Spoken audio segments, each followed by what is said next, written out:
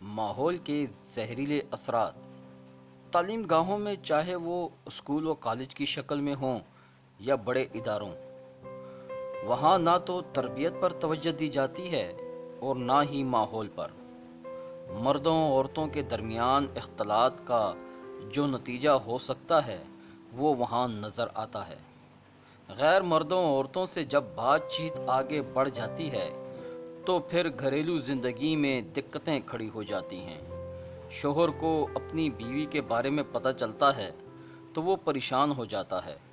اسی طرح وہ لوگ جو دفتروں میں غیر عورتوں کے ساتھ میل جول زیادہ کر لیتے ہیں، اور جب اس کا علم گھر پر موجود ان کی بیویوں کو ہوتا ہے تو وہ پریشان ہو جاتی ہیں۔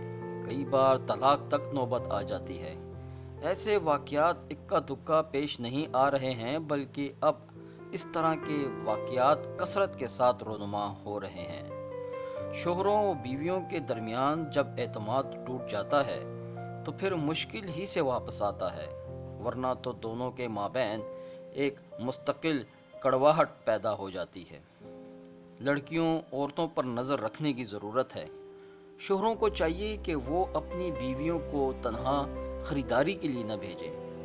والدین کے لیے ضروری ہے کہ وہ اپنی بیٹیوں کو بازاروں میں خریداری کے لیے جانے کی اجازت نہ دیں۔ بازار اچھی جگہ نہیں ہوتی، لیکن عجیب بات ہے کہ یہ باتیں جس قدر خطرناک ہیں، اسی قدر ان کو معمولی سمجھ کر نظر انداز کیا جا رہا ہے۔ لڑکیاں تنہا اور بیویاں اکیلے بازاروں میں جا کر خریداری کر رہی ہیں۔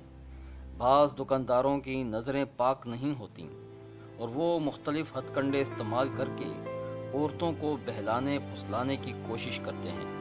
انتہائی ضروری ہے کہ عورتوں کو ایسی نگاہوں سے محفوظ کیا جائے۔ اس کا بہترین طریقہ یہ ہے کہ جہاں تک ممکن ہو عورتیں تنہا بازاروں میں نہ جائیں۔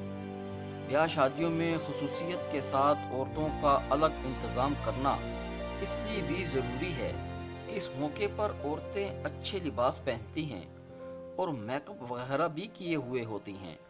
اگر دوسرے مرد ان کو دیکھیں تو ان کی طرف رغبت کے امکانات پیدا ہو سکتے ہیں۔ کیا ہی اچھا ہو کہ ایسا موقع ہی نہ دیا جائے۔ انٹرنیٹ بے حیائی کو بڑے پیمانے پر فروغ دے رہا ہے۔ موبائل نے معاشرے کو تباہ کرنے کے اور زیادہ مواقع فراہم کر دیے ہیں۔ موبائل نیٹ ورک کی کمپنیوں نے لمبی لمبی باتیں کرنے کے لیے کالیں سستی کر دی ہیں، جس کا غلط استعمال کیا جا رہا ہے۔